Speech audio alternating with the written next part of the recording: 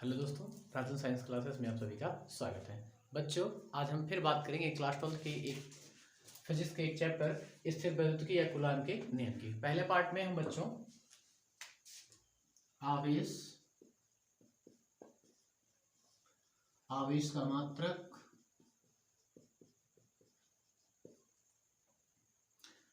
तीसरा चीज आवेश के प्रकार, चौथा चीज आवेश संरक्षण का नियम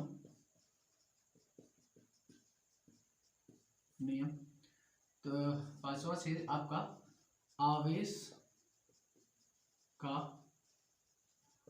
क्वांटी या क्वांटम करण या आवेश का क्वांटम करण। इस 5 टॉपिक की हम बात कर चुके हैं। तो बच्चों, इसी क्रम में हम आगे आज बात करेंगे आपके कूलाम का नियम का। अब कूलाम का नियम क्या होता है बच्चों?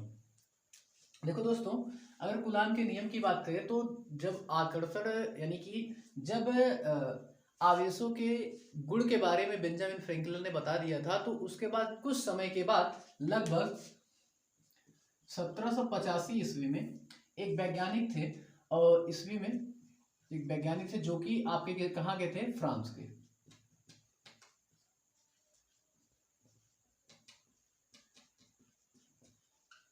उनका नाम था कूलाम। कूलाम ने आवेशों या किन्हीं दो आवेशों, ऐसे भी कह सकते हैं आप, किन्हीं दो आवेशों के मध्य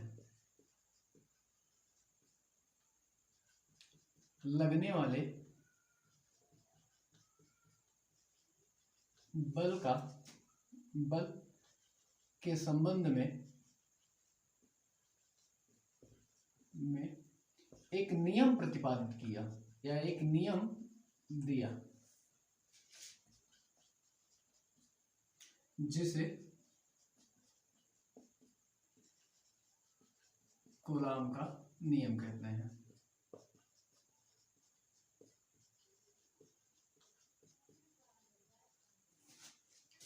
इनके अनुसार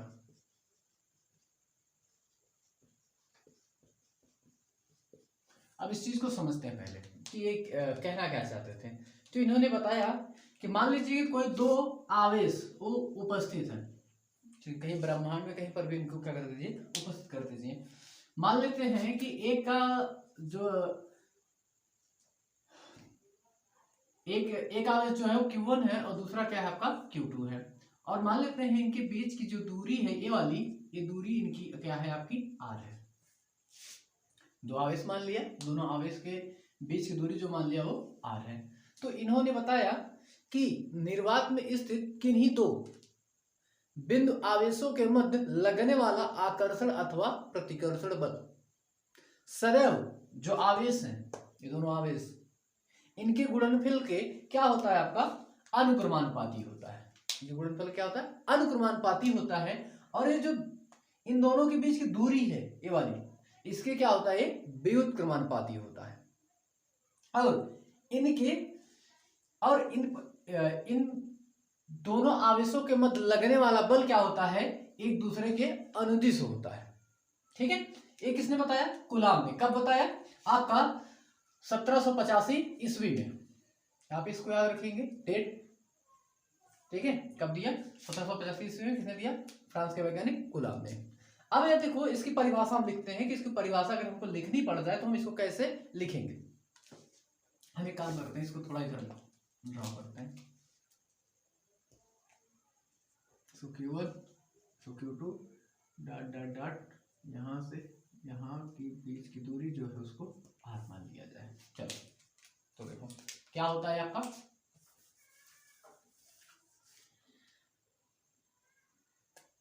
निर्वात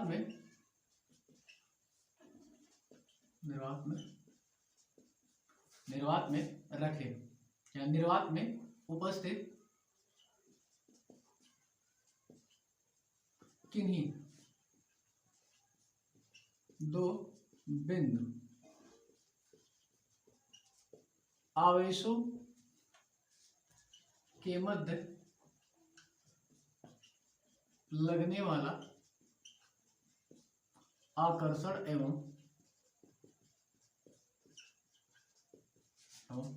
प्रतिकर्षण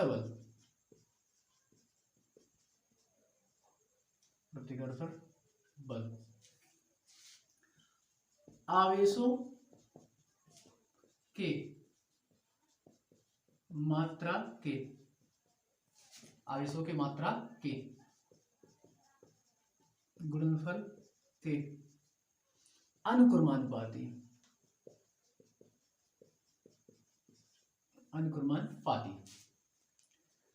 तथा उनके बीच की दूरी के वर्ग के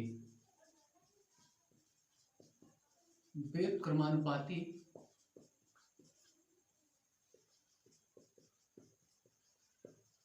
होता है। यही आपका क्या कहलाता है, कूलाम का नियम कहलाता है। इस चीज को अच्छे से याद रखिए। अब देखिए बच्चों, यही से हम क्या करते हैं, इसका सूत्र व्युत्पन्न कर लेते हैं। तो सूत्र व्युत्पन्न करने के लिए हम इसको कैसे करेंगे, देखिए क्या बोला परिभाषा आपका, बोला है कि निर्वात में स्थित किन्हीं दो बिंदु आवेशों के मध्य लगने वाला आकर्षण बल हो सकता है और प्रतिकर्षण, यानी कहने का मतलब है दोनों प्लस प्लस हो सकते हैं या दोनों माइनस माइनस हो सकते हैं या दोनों प्लस और माइनस हो सकते हैं। तो देखो ये दोनों कंडीशन होगी तो यहाँ पर प्रतिकर्षण होगा और ये वाली कंडीशन होगी तो यहाँ पर आकर्षण होगा। तो यहाँ पर देखो क्या कह रहा है कि आवेशों के मात्रा के गुणनफल के अनुक्रमानुपाती। हम जानते हैं कि बल को हमेशा किससे डिनोट करते हैं, F से, और इन दोनों का गुणनफल यानी कि Q1 Q2, क्योंकि हमने यहाँ पे मान रखा है Q1 और Q2। तो यहां पर देखो एक इसके हो जाएगा अनुक्रमानुपाती हो जाएगा, ठीक है। और दूसरा क्या बोल रहा है कि उनके बीच की दूरी के वर्ग के क्या होता है, व्युत्क्रमानुपाती, यानी कि F प्रोपोर्शनल 1/r का स्क्वायर। अब बच्चों इसमें अनुक्रमानुपाती या प्रोपोर्शनल इसको इंग्लिश में बोलते हैं, और व्युत्क्रमानुपाती, इन दोनों शब्द का मतलब समझ लेते हैं कि ये क्या होता है। अनुक्रमानुपाती का संबंध जब दो राशियों के मध्य पाया जाएगा तो आप हमेशा याद रखिएगा कि मान लीजिए कि F प्रोपोर्शनल क्या है, Q1, ये प्रोपोर्शनल का चिन्ह है। अगर यहीं पे ऐसा कर दे F इन प्रोपोर्शनल 1/r, जैसे कि यहां पे कर रखा है, ठीक है। तो यहां पर देखिए अगर हम इन दोनों का मान बढ़ाएंगे तो F का मान अपने आप बढ़ जाएगा, ठीक है। इसका मान बढ़ाने के लिए हमें कुछ नहीं करना पड़ेगा, सिर्फ हम इसका मान बढ़ाएं, Q1 और Q2 का मान बढ़ाएंगे तो F का मान अपने आप बढ़ जाएगा। और उसी के साथ अगर हम देखो ये अनुक्रमानुपाती के संबंध में होता, व्युत्क्रमानुपाती के संबंध में क्या होगा कि इनमें से हम किसी एक की वैल्यू बढ़ाएं। अगर मान लीजिए हम R की वैल्यू क्या कर रहे हैं, बढ़ा रहे हैं, तो F की वैल्यू क्या करेगी, घट जाएगी। ये किसमें होता है, व्युत्क्रमानुपाती के संबंध में। दोनों का मतलब समझ में आ गया। चलिए अब दोनों को हम कंबाइन कर लेते हैं, परिभाषा के अनुसार जो चीजें थी हमने उसको लिख लिया। अब दोनों को हम कंबाइन कर लेते हैं, क्योंकि देखो F बराबर इतने के और F बराबर है इतने के, यानी कि F के बराबर ये दोनों होंगे। तो जब इन दोनों को कंबाइन करेंगे, समीकरण नंबर 1 समीकरण नंबर 2, समीकरण 1 व 2 से जो समीकरण 1 और 2 को कंबाइन करेंगे तो F प्रोपोर्शनल आपका हो जाएगा Q1 Q2 बटे में R का स्क्वायर।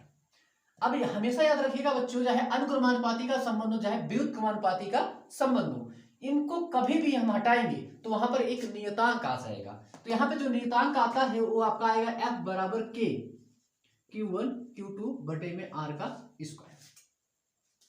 अब यहाँ पे K की अगर हम बात कर ले, यानी सबकी बात कर लेते हैं, जहां K क्या है, नियतांक है, क्या है आपका, नियतांक है। और Q1 Q2 क्या है, आवेश है, R क्या है, दोनों आवेश के बीच की दूरी है। अब यहां पर देखो जो K की वैल्यू होती है, K बराबर होता है 9 गुणे 10 के पावर 9, ठीक है, न्यूटन मीटर का स्क्वायर प्रति कूलाम स्क्वायर, ये पूरा होता है। और जो ये वैल्यू होती है ये बराबर होती है 1/4 पाई एप्सिलॉन 0 के, बराबर होती है 9 गुणे 10 के पावर 9 के, ठीक है। यही मात्रक यहाँ पर भी होगा। तो यानी कि हम इसकी K की जगह पर हम क्या लिख सकते हैं, 1/4 पाई एप्सिलॉन 0। तो देखिए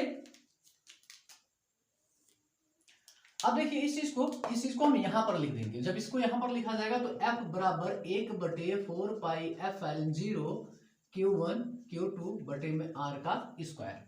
ये आपका क्या आ जाएगा, कूलाम का नियम। यही है आपका कूलाम का नियम। अब ऐसे देखो, रुको यहां पेपर मात्रक फिर लिख देते हैं।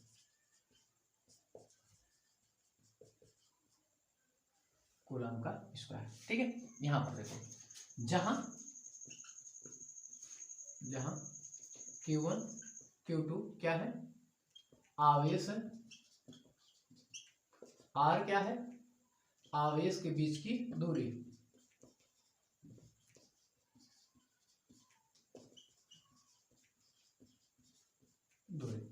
और यहां पर देखिए 1/4 पाई एप्सिलॉन 0 क्या है, यहां पर एक आपका क्या है, नियतांक है, ठीक है। अब देखिए बच्चों, यही है आपका कूलाम का नियम। एक बार फिर से हम देख लेते हैं सरसरी निगाहों से। क्या होता है आपका कि 1785 ईस्वी में फ्रांस के वैज्ञानिक कूलाम ने किन्हीं दो आवेशों के मध्य लगने वाले बलों के मध्य एक संबंध स्थापित किया, जिसे हमने क्या नाम दिया है, हम लोगों ने कूलाम का नियम कहते हैं। तो इनके अनुसार क्या होता है कि अगर निर्वात में उपस्थित किन्हीं दो बिंदु आवेशों के मध्य लगने वाला आकर्षण अथवा प्रतिकर्षण बल, आपको ये भी समझ में आ रहा कंडीशन, कब आकर्षण लगेगा, कब प्रतिकर्षण बल, आवेशों के मात्रा के गुणनफल क्या होता है, अनुक्रमानुपाती होता है, और उनके बीच की दूरी के वर्ग क्या होता है, व्युत्क्रमानुपाती होता है, ठीक है। उनके बीच की दूरी क्या होता है, व्युत्क्रमानुपाती होता है।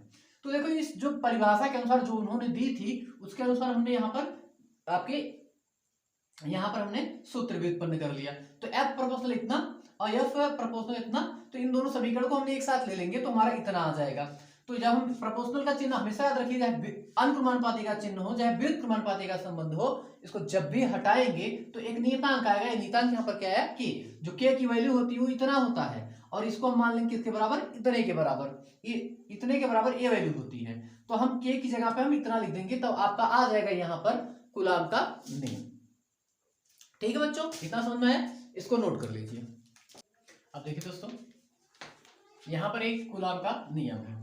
तो यहां पर देखिए हमें समझ में आया कि 1/4 पाई एप्सिलॉन 0। अब आपके जो पेपर में पूछा जाने वाला चीजें हैं, वो पूछता है एप्सिलॉन 0 का मान एवं बीमा,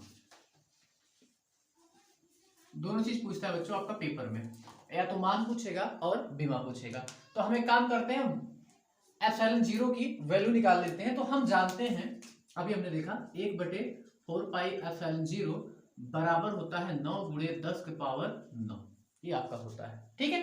तो चलिए बच्चों, हम इसकी बात करते हैं। हमें एप्सिलॉन 0 की वैल्यू निकालनी है, तो ये नीचे इसको ऊपर ले जाएंगे। जब इसको ऊपर ले जाएंगे तो 4 पाई एप्सिलॉन 0 बराबर, और ये हो जाएगा 9 × 10⁹, ठीक है। हम यहाँ पे मात्रक नहीं लिख रहे हैं, मात्रक जब लिखेंगे जब बीमा निकालना होगा। अभी मात्रक, अभी हम मान निकालते हैं एप्सिलॉन 0 का। तो यहाँ पर देखिए एप्सिलॉन 0 की वैल्यू निकालें, तो यहाँ पे 4 पाई एप्सिलॉन 4 पाई को क्या कर देंगे, इस तरफ पक्षांतर। जब इसको इस तरफ पक्षांतर करेंगे तो यहाँ पर देखिए एप्सिलॉन 0 1/4 पाई गुणे 9 × 10⁹, इतना हो जाएगा, ठीक है।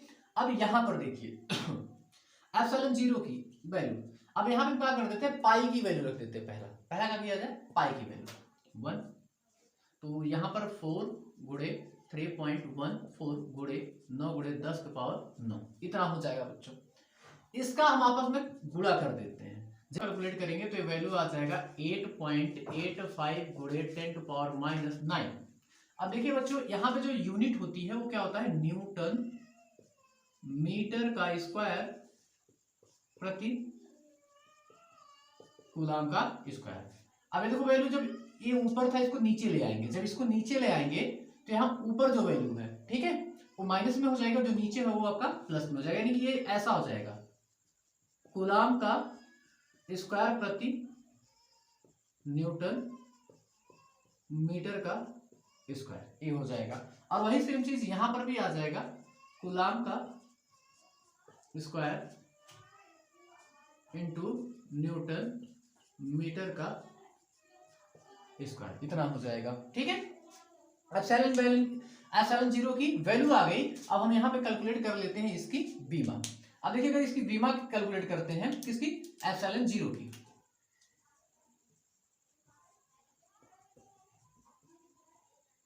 अब देखिए बीमा निकालने के लिए हम क्या करेंगे, इसका मात्रक लिख लेंगे। मात्रक क्या है आपका? कूलाम का स्क्वायर प्रति न्यूटन मीटर का स्क्वायर। ठीक है, अब यहां पर देखिए एप्सिलॉन 0 कूलाम, कूलाम की विमा क्या होती है? कूलाम बराबर क्या होता है आपका? आवेश बराबर हमने पढ़ा था विद्युत धारा गुणे समय। तो यहां पर अगर सब देखिए दोस्तों, एप्सिलॉन 0 बराबर आपका क्या आ जाएगा? कूलाम का स्क्वायर न्यूटन मीटर स्क्वायर। यहाँ पर आवेश की विमा क्या आती है आपकी? एटी। तो एटी अगर हम यहाँ पे रखेंगे तो ए टी कैपिटल टी और इसका पूरे का बटे में न्यूटन मीटर। न्यूटन किसका मात्रक है? बल का। तो बल की विमा रख दी एम एल टी के पावर -2, इसकी विमा हो गई। फिर यहाँ पे मीटर, मीटर यानी कि एल स्क्वायर। ठीक है, चलिए एप्सिलॉन 0 बराबर यहाँ पर निकालते हैं। तो ये हो जाएगा ए का स्क्वायर और टी का स्क्वायर बड़े कोष्ठक में। ठीक है, नीचे अगर इसकी बात करें तो एल का स्क्वायर और ये एल, तो ये हो जाएगा एम एल का क्यूब टी के पावर -2। ठीक है, अब एक चीज आप याद रखिएगा कि नीचे जो वैल्यू प्लस में है ऊपर जाएगा तो माइनस में, और जो नीचे माइनस में ऊपर जाएगा तो प्लस में। तो एप्सिलॉन 0 बराबर आपका क्या आ जाएगा? यहां पर आएगा आपका m -1 l के पावर -3 टी के पावर -2 है, ऊपर जाएगा तो +4 हो जाएगा, और यहाँ पे a के पावर 2। ये बीमा आ गई आपकी किसकी? एप्सिलॉन 0 की। इतना समझ में? और याद रखिएगा कि कभी कभी देखिए हमने क्या निकाला है? एप्सिलॉन 0 जिसका मात्रक ये है, इसकी बीमा ने निकाली है, तो उसका बीमा यहाँ पर इतना आया है। तो कभी कभी इसका बीमा पूछ लेता है, और आपका 12th के एग्जाम में ये बहुत ज्यादा महत्वपूर्ण चीज है। कभी कभी 12th के एग्जाम में पूछ लेता है तो न्यूटन मीटर स्क्वायर प्रति कूलाम स्क्वायर, इसकी बीमा क्या होगी? तो इसी चीज को पलट दो। तो देखो यहाँ पर क्या हो जाएगा? जो नीचे थी वो ऊपर चला जाएगा, जो ऊपर था वो नीचे आ जाएगा। तो देखो इस चीज को कैसे लिखेंगे? तो इसकी अगर बीमा की बात करेगा तो आएगा एम एल के पावर 3 और टी के पावर -4 और ए के पावर -2, ऐसा लिखा जाएगा। ठीक है, ये इसकी बीमा है, याद रखिएगा। आपका ए भी पूछा जा सकता है पेपर में, ऐसा करके बोल देगा इसकी बीमा बताओ, या ऐसा बोल देगा कि इसकी बीमा बताओ। तो आपको इसकी बीमा पता होनी चाहिए और इसकी पता होनी चाहिए, क्योंकि ये देखो मात्रक दूसरा है न्यूटन मीटर का स्क्वायर प्रति कूलाम का स्क्वायर, और क्या है? कूलाम स्क्वायर न्यूटन मीटर का स्क्वायर। ठीक है, इतना समझ में आ गया होगा। चलिए ठीक है, आगे बात करते हैं हम। तो इसी में बात करते हैं। ये मान लीजिए समीकरण नंबर आपका 1 है। ठीक है, अब देखिए यदि क्या कर दिया जाए, जो आपके दोनों आवेश है यानी कि Q1 और Q2, इनके बीच में एक परावैद्युतांक माध्यम भर दिया जाए, जो कि क्या है? K है। ठीक है, और जो परावैद्युतांक माध्यम भरा जा रहा है ये किसी कुचालक पदार्थ से बना हो। किससे बना? कुचालक पदार्थ से। तब इस पर क्या प्रभाव पड़ेगा? तो देखिए ये आपका कब था? निर्वात में। ठीक है, जहां पे कोई परावैद्युतांक माध्यम नहीं भरा है। ठीक है, लेकिन यहाँ पर परावैद्युतांक माध्यम भर रहे हैं। क्या यदि निर्वात में रखे में, या वायु में कह सकते हैं, रखे आवेशों के मध्य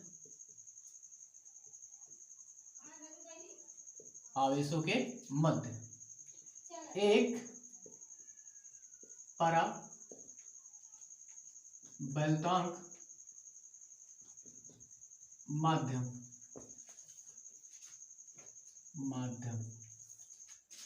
के, जो कि क्या किससे बना हो? कुचालक पदार्थ भरा हो, तो अगर भर दिया जाएगा तो आवेशों पर लगने वाला बल। तब देखते हैं कि इस पर लगने वाला बल क्या हो जाएगा। इस पर लगने वाला बल, तब देखो यहाँ पे परावैद्युतांक माध्यम के भर दिया गया, तो देखिए ये चीज आपका क्या हो जाएगा? Fm, इसको किससे मान लेंगे? Fm। तो ये हो जाएगा 1/4 पाई एप्सिलॉन 0, यहाँ पे हो जाएगा Q2 बटे में यहाँ पे R का स्क्वायर इंटू में क्या आ जाएगा? K क्या है यहाँ पर? यहाँ पे K आपका है परावैद्युतांक माध्यम। इसको क्या कर लीजिए? समीकरण नंबर 2 मान लीजिए। ठीक है, यहाँ पे क्या कर लीजिए? समीकरण नंबर 2 मान लीजिए। समीकरण 1 में समीकरण 2 से भाग दे दीजिए। समीकरण 1 में समीकरण 2 से भाग देने पर, तो समीकरण 1 में समीकरण 2 से भाग देंगे तो यहां पर ये चीज बच जाएगा कि बच्चों सारी चीजें कॉमन है दोनों में, 1/εo 1/εo q1 q2 q1 q2 r, ये सब कॉमन है। तो यहाँ पर अगर देखा जाए तो बचेगा क्या, तो यहाँ पर बच जाएगा आपका f बराबर fm, ठीक है, इनटू में बच जाएगा यहाँ पर k, बराबर बच जाएगा यहाँ पर k। तो यानी कि अगर यदि, अर्थात यहां से लिखते हैं, अर्थात परावर्तांक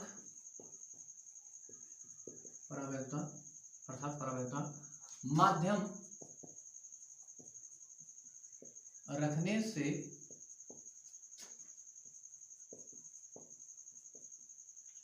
आवेशों के मध्य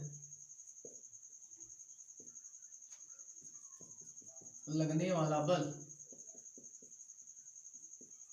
घट जाएगा।